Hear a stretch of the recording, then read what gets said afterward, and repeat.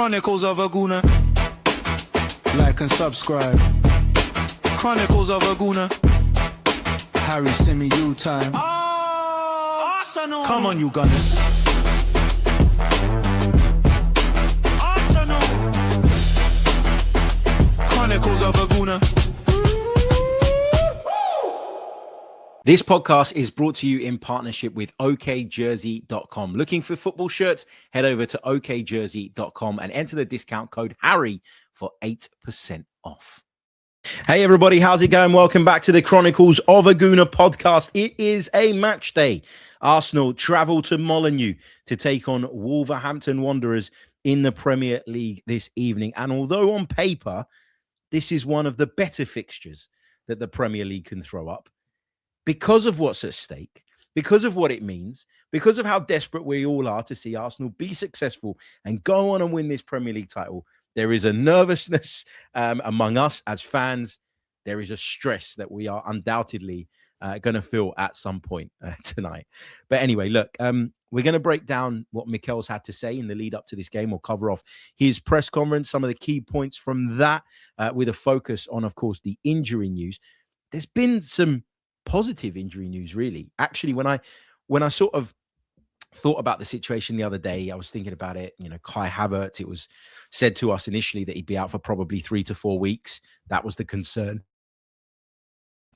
I beg your pardon. And then it was, Marino's out for the season and nobody knows what the situation is with Odegaard. And it was all a little bit uncertain at the time. I was starting to worry a little bit. But Mikel Arteta's update has given me some confidence. It's made me feel a lot better about things. So I guess we should start by rolling through that. Let's discuss what he had to say. Sorry, I just got distracted by some of your comments. Sorry. And sorry for being a couple of minutes late, by the way, as well. I was on something that just overran ever so slightly, as is always the case. I should have known and I should have scheduled the stream for a little bit later. But look, let's get into that update. We're going to talk about the team news. We're going to talk about Saka potentially continuing at number 10. I'm going to point you in the direction of a Patreon piece that we put out with regards to that. We're also going to share the lineup that I'd like to see Mikel select tonight, as well as wrapping up and rounding off with a prediction. So let's start with the updates that Mikel provided on Ricardo Calafiori. He said he's fine. He was training with us today. This was obviously yesterday. He was feeling better and hopefully he's fit for tomorrow. So a positive update on Ricardo Calafiori. Whether he's fit enough to play at Wolves or not, the fact that he was training again suggests that this isn't going to be a long-term thing. And I really, really do believe that we need Ricardo Calafiori available, because I trust Piero Hincapié defensively. Miles Lewis-Skelly, who I think has probably dropped off a little bit in terms of his level this season, and that will in large part be down to the fact that he's not playing as regularly, is still a very good option for us at left back. But Calafiori is this all-encompassing fullback. He's someone that has the ability to dig in and defend really, really well, because that's the game that he's played throughout most of his career. But he also has the ability to really influence things in the attacking third. His unpredictability, some of the runs he makes, his goal-scoring instinct when he gets in and around the box. We could really, really do with that for what remains of the season. And listen, his injury record in the first part of this season was so much better. And we really benefited from that. And we really saw the best of Ricardo Calafiori. And we were probably robbed of that last season for the reasons that we're talking about now, in terms of consistent injuries and problems, etc., etc. But hopefully, whether he's back for Wolves or not, he'll be back in the picture and he can put these injury problems behind him. Because as I say, I think he's a really, really important player when available. Ben White's another interesting one, because there was a lot of talk that when he came off the other day against Wigan in the Cup, he'd picked up some sort of injury. Now, Ben White, as we mentioned on the show the following day, took to social media to put out a post. And in that post, he said, no injuries, which gave a lot of us encouragement, because Ben White's another player that can be really, really useful in this running, whether it's at right back, whether it's at centre back, whether it's coming on to help us consolidate, whether it's, giving us something a little bit different down that right-hand side in terms of the way he attacks versus Yuri and Timber. And he's another player who fitness has been an issue for a long, long time now. It sounds like, from what Mikel Arteta had to say, that it was a bit of fatigue, that he felt a slight tightness in the hamstring due to that fatigue, and they weren't going to take any risks, so they got him off, but he's okay. Martin Odegaard was another player that was in question during the press conference, and Mikel was very clear in saying, for Wolves, he's not going to be fit, but for Sunday, we are very hopeful he can be with us. So there's a good feeling around the Martin Odegaard situation as well. Do we really need him tonight at Wolverhampton Wanderers? Probably not. I say that now, but probably not. We've got alternative options. The squad we have means that we don't have to force and rush people back. Okay. And that is something that in theory should protect us from injuries. It's weird because I do think that we've taken that approach of, well, if there's any doubt, I'm going to leave you out. But then at the same time, we still seem to be suffering a lot of muscular injuries. And I don't know why. And I'm not going to be one of those guys online that sits there and says, sack the medical staff and this person's responsible and that person's responsible, because we don't know what goes on the training ground. I get really, really frustrated. And I've made this point before, but it's come into my head now and I feel like I need to get it off my chest. I get really frustrated when players say, or when fans, I beg your pardon, say they're being overtrained, they're being overworked. In some instances, they barely train. And that is the problem, more so than it is overtraining, overworking these players. Because what happens is, with the lack of training due to the fixture schedule being the way it is and recovery needing to be dealt with and all the rest of it, what you end up with is muscles that are not constantly trained at the level or close to the level that they then get sort of exposed to when they go into match situations. And that's why you see these muscular injuries. It's a problem across the board. It's a problem across our sport. Do Arsenal have a bigger problem with it than a lot of others? Yes, I think we do. And I think for that reason, we have to look internally to try and figure out maybe what we can do better, how we can potentially mitigate that risk. But we have no idea as supporters, A, what is being done, and B, what we could do differently that would be as effective in terms of drawing out all the positives that we need to draw out. And so, yeah, this thing of like, it's his fault or it's his fault or it's his fault is mad to me. But anyway, Odegaard, the hope is that he'll be back on Sunday. Kai Havertz, and this was the one that I was probably most pleased about, because with the Calafiori thing, he got some sort of injury in the warm-up. We don't know exactly what that injury was. But, you know, when it's a little niggle in the warm-up, if you've got the options to change it, you don't take that risk, okay? Mikel Arteta made the point in the press conference that that's 4 times this season that we've lost someone due to injury in the warm-up, right? So he wasn't going to take the risk. Fine. You didn't know if it was long-term, short-term, whatever.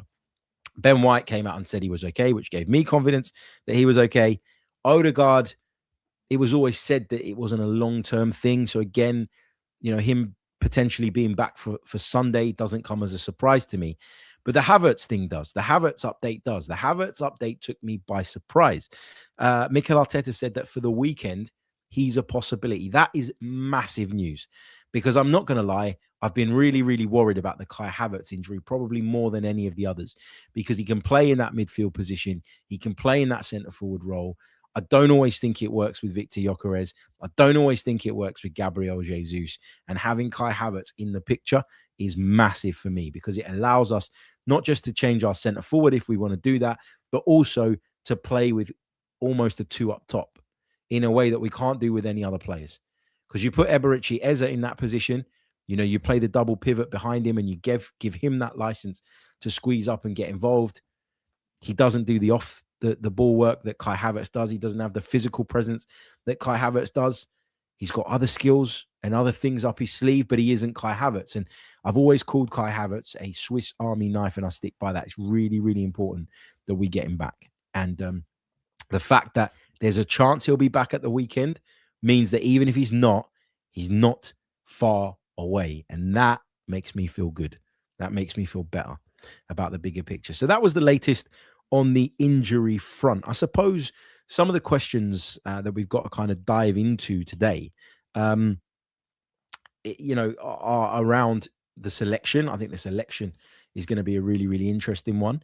And we'll come on to that in a little bit. But I do want to just dive into the live comments for a second, because I can see lots of you getting involved in the chat, which is great to see. And I just wanted to pick out some of your comments, gauge what you guys are feeling, take the temperature a little bit.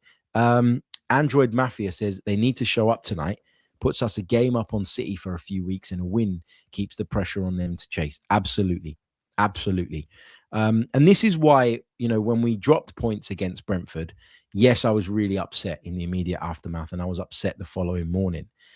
But then I started looking at the fixtures, and obviously we've got Wolves, and then we've got Spurs at the weekend. And I'm looking at it and I'm kind of going, well, there's going to be lots of sort of back and forth in terms of the way that the pendulum swings, and then what that does for the momentum of this title race. I think we've got to be mindful of the fact that there are going to be some weekends where we feel really high, and there are going to be some weekends where we feel really low. But ultimately, guys, and I feel like we're doing this every week now because the stress levels are ridiculous. But ultimately, we've just got to take care of our own business, man. Because if we beat Wolves and then we go and beat Tottenham at the weekend, there's nothing Manchester City can do to eat into our lead. Okay, there's nothing they can do.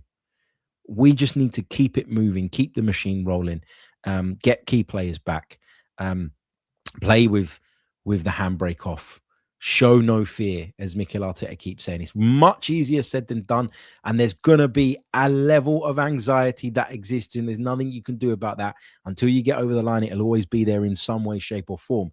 But I really, really do think and believe, that it is in our own hands, and we've got to stop focusing on what's going on elsewhere. Guitar Solo says we have players that are good enough to play when our usual starters are not available. We should not be bringing Saka and Odegaard back too early with the players who should be stepping up. Agree with that. Odegaard, whether he plays tonight, for me, he's he's not going to play tonight, but even if he was fit, I probably wouldn't have picked him. With Bukayo Saka, it's a little bit different. He got a few minutes against Brentford, played 45 against Wigan, so we've gradually built him up. I'd personally start him tonight, but it wouldn't be with a view to him playing the entire 90 minutes.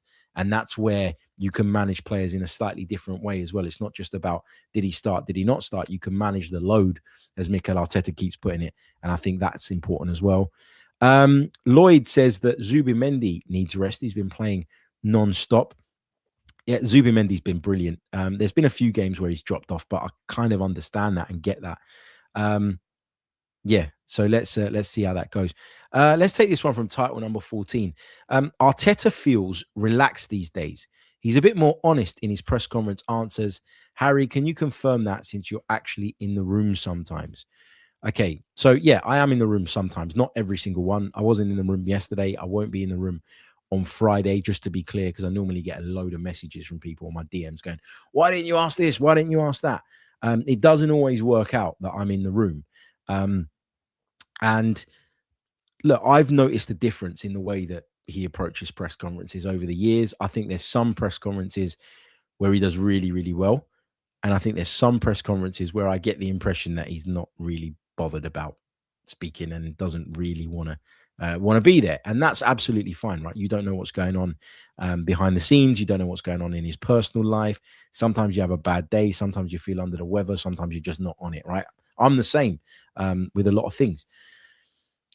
I think what he's got much better at doing is sort of, and I don't know how much of this is him and how much of this is people at the football club sort of taking the temperature for him and feeding back.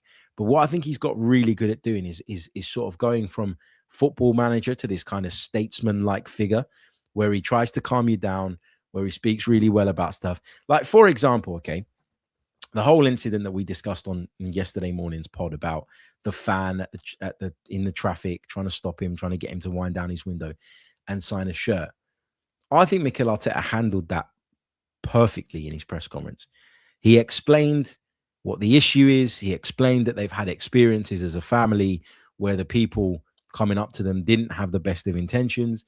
He explained why he felt uncomfortable. He explained why it wasn't the right time to be doing that.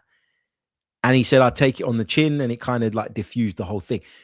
I had never thought that was really a big deal, and we talked about that at length yesterday. But I also think that when a deal is made of something, whether justified or not, the press conference gives you an opportunity to say your bit. And I think if you do it right, and I think he did it right yesterday, you can shut that entire conversation and narrative down. I have been at a couple of events where Mikel Arteta was present, and he never had any issue taking pictures with people, talking to people, shaking people's hands. I come face to face with Mikel Arteta after every game in a radio room. It's not the press conference is one thing, but we do radio interviews, and it will be me and maybe one or two other guys in this really small room. And when he comes in and we're waiting for the live bit, you know, for him to go live on whatever of the big stations he's on, whether it's TalkSport, 5 Live, whatever, he says, "How you doing?" He's really approachable. He's really nice. I haven't got an issue with Mikel Arteta in that sense. And I think what we do, right, is like, I've saw some comments on the clip that we put out from yesterday's podcast to the effect of, the fans pay your wages. And I thought to myself, yeah, to a point they do. Yeah, of course. Of course they do. But if you worked for, let's say, like I used to work for Barclays Bank, right? Barclays Bank used to pay my wages. But if I'm in a situation where I don't feel comfortable, I'm going to push back on that. I'm not going to be like, well, you pay my wages, so I'll just do whatever you tell me to do. No, that's not how it works. So why should it be that way for a football manager? But in terms of him being more transparent, more open, more honest, I think there is something to that. I like it. I think he's developing as a coach. I think initially when he was under a lot of pressure, when there was a lot of criticism of him, and when we were still in that really toxic state as a football club, I think he was a bit more guarded, and I completely understand why. But as a manager, you grow, you develop your own style, and you get to a point where you feel more and more comfortable in your own skin, and that allows you then to show off elements of your personality. He's much more inclined to have a laugh and a joke with people now than he would have been in the past. And that's because he knows and understands the boundaries. He knows what he can do, can't do, should do, shouldn't do, etc., etc. And he just feels like a much more relaxed figure in those settings and in those environments. Rumble says there's a difference between the media and fans, though. You guys get access regularly and regular fans don't. Yes, fair. But I've also seen managers be hostile to members of the media. Not Mikel Arteta, but I've seen managers who have an issue with a particular member of the media and just do not want to speak to them and will do the absolute bare minimum. I've also seen Mikel Arteta show a different side of himself to some members of the media versus others. Maybe he hasn't warmed to them. I'm just saying that. I'm just making the point that, you do see cold exchanges with the media. You do see prickly managers after football matches and after football games. It's not uncommon. It's not unheard of. So the fact that your media doesn't guarantee that you're going to always have a great relationship. But yeah, anyway, let's roll on, shall we? Let's take that short pause that we do in the middle of the shows, and then we'll get into the team selection. I really want to touch on whether or not Bukayo Saka should continue at 10. That's kind of the big talking point, I think, going into this game. And then we will share a prediction as well as take some more of your questions and thoughts from the live chat. Don't forget to leave a like on the video, to subscribe to the channel if your brand's spanking new, and we'll be back in just a moment. This podcast is brought to you in partnership with okjersey.com. Looking for football shirts? Head over to okjersey.com and enter the discount code Harry for 8% off. That's right. Check out OK Jersey. Right. Shall we have a look at the team for tonight? What are we going with? What do you guys want? Let me know in the comments. I'd love to hear from you. This is what I am going with. So I'm going with David Raya in goal. I like Kepa as a second choice goalkeeper. I think he's as good a second choice goalkeeper as you are going to find. But I don't want him starting tonight. I want us to go back to David Raya. That's who I feel most comfortable with. I'd like to see Jurien Timber return at right back. William Saliba continue at centre-back, having made his return to the team the other day against Wigan in the Cup. Big Gabriel Magalhaes to partner him. And I'd go Nketiah at left-back. He was protected and he was rested at the weekend. There was a real possibility of him coming into the side once Ricardo Calafiori picked up that injury. That wasn't the decision that Mikel Arteta took. Instead, he opted to go with Lewis Skelly back at left back, robbing us really of the opportunity to see him operate as a midfielder. But I think that was with a view to the week that we've got coming up. And if there was some uncertainty about where Ricardo Calafiori was at in terms of his fitness, which there would have been in the immediate aftermath of him picking up that warm-up injury, then it's understandable that Nketiah was protected.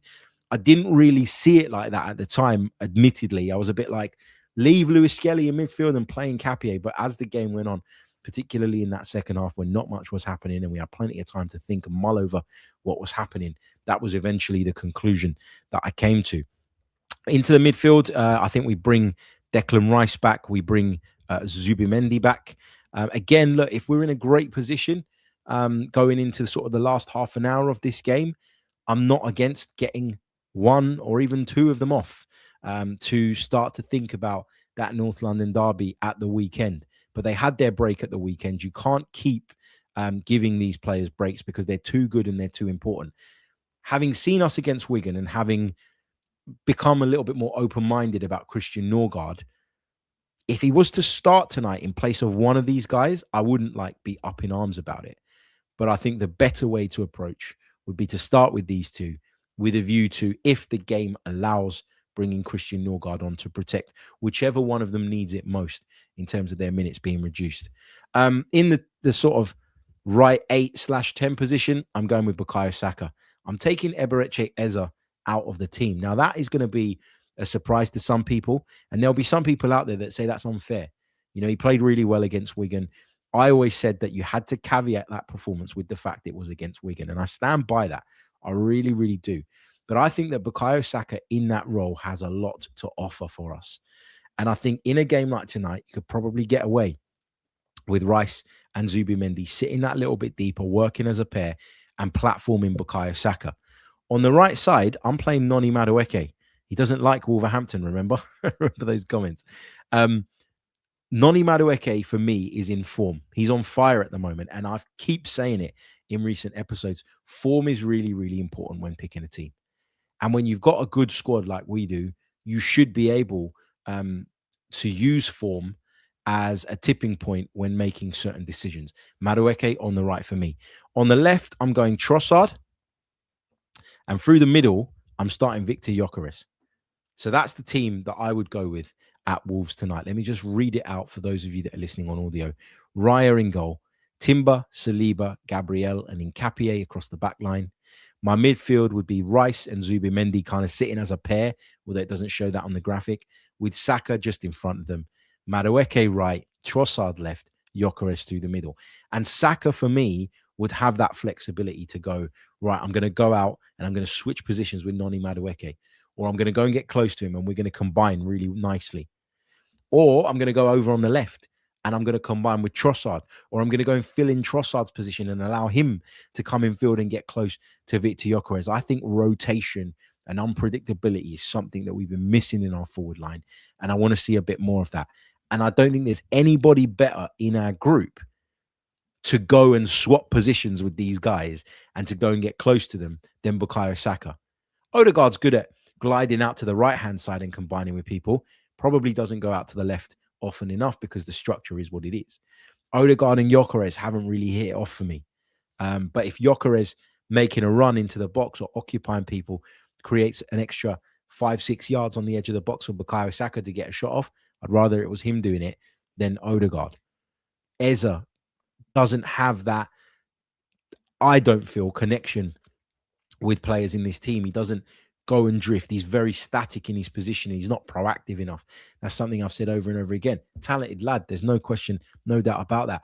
But I just think this Saka thing is something that could really spark a kind of chain reaction that leads to Arsenal being a much, much more potent attacking force in what remains of the season. Obviously, it's not a permanent thing. I think there'll be games, for example, when Kai Havertz is back, where I'll say, stick Havertz in there, get him up alongside Victor Gyökeres, use Bukayo Saka on the right. I'm not suggesting a permanent switch of position for Bukayo, but I think this is something that could work in this game in particular, and I'd quite like to see it. So that's my view on it. That's my opinion on the team that should start tonight. Let's dive into the live chat very quickly before I share with you guys my prediction for the game. Khalid says, I would try Saka as a right midfielder again, since it's against Wolves. I think we've got to be careful not to disrespect Wolves because they gave us a really tough time at Emirates Stadium not that long ago. Right? So let's give them the respect. Let's give them, the sort of the credit that they deserve, because they have improved under Rob Edwards. They're still not going to survive, but I think the damage was done prior to his arrival. But this league, it can throw up these kind of really difficult, tricky banana skin games, right? And you got to be wary and mindful of that at all times. Title number 14 says Ben White is a much better attacker than Timber. Timber's too strong. He probably is a better attacker than Jurriën Timber, but if I'm playing that midfield, if I've got Saka, Madueke, Trossard all in the same team, then I want that stability that Timber brings me on the right-hand side, because I want Saka and Madueke to be able to switch positions without having to be as concerned about what they're leaving behind them. And I think Timber's one of the best, if not the best, 1v1 defender we have in the team. Tsunami says, I think Saliba is fasting since it's Ramadan, which started yesterday evening, if I'm not mistaken. I'm not entirely sure about what the window is for fasting, but am I right in saying, and forgive me if I've got this wrong, am I right in saying that it's after darkness that you can break your fast? It's still getting dark quite early, isn't it? So he should be able to break that fast, if I'm not mistaken, before the game starts and that. But then again, you don't want to eat too close to the game. I don't know. But yeah, it's an important point to raise for sure, because we have seen, I think, players suffer as a result of that in terms of their performance levels, or maybe it means just a change in routine that unsettles you in itself. I don't know. Afsar says Madueke is a class footballer, most underrated at Arsenal right now, even better than Saka. Wes Bird says, agree with the Saka in the 10. He has to have the freedom of the front line. Arteta in says, I am with you 100% on the proposed lineup. I would consider Martinelli over Trossard, though, due to the ridiculous pace we'd have on offer in attack. Yeah, but it kind of depends, doesn't it, on what approach Wolves take. If they sit back, then you'd rather have Trossard, I always think, to unpick those low blocks. If you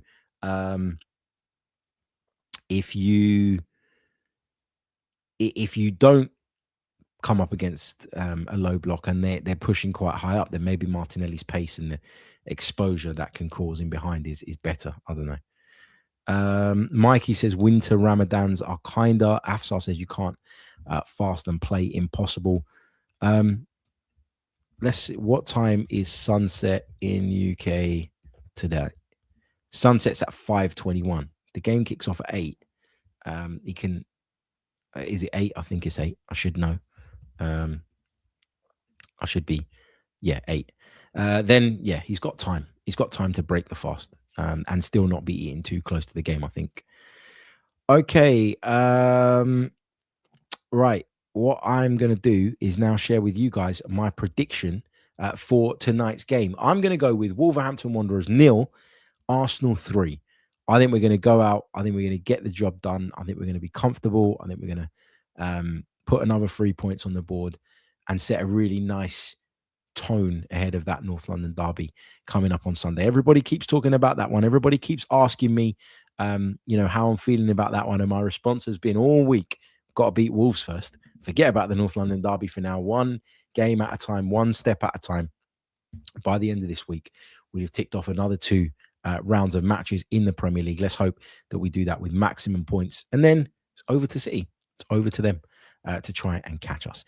Okay, I'm going to love you all and leave you all. Thank you so much for joining me. Really, really appreciate all the love and support. As always, check us out on Patreon. If you want to hear a little bit more about the Saka through the middle thing, go over to Patreon, because on Patreon, we put out a piece the other day where we really kind of drilled down on the idea of him playing in that position and why I think it's a good idea. Go over and have a listen. Patreon.com/The Chronicles of a Gooner. If you're listening to us on Apple or Spotify, leave us a review. If you're with us on YouTube, don't forget to leave a like on the video and all the rest of it. I will see you all soon. Goodbye. Chronicles of a Gooner. Like and subscribe. Chronicles of a Gooner. Harry Symeou time. Arsenal. Come on, you Gunners. Arsenal. Chronicles of a Gooner.